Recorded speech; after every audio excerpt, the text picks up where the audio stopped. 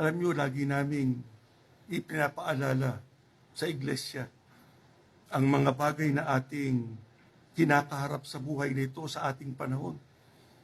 Kasi hindi na natin dapat isipin pang bubuti ang kalagayan ng buhay sapagkat itinakda na ng Diyos yan.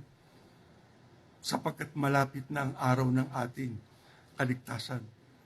Ang kailangan ngayon ay makapanghawak tayong mabuti sa ating pananampalataya.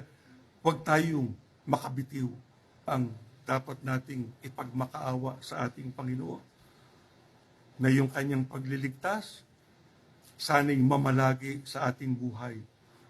Yung kanyang pagsasanggalang, lagi nating matamo sa ating buhay. Pagka ang Diyos ang kasama natin at katulong natin sa ating buhay, yung kanyang pagliligtas at yung kanyang pagsasanggalang ay nasa atin, makalalampas tayo sa lahat ng pagsubok.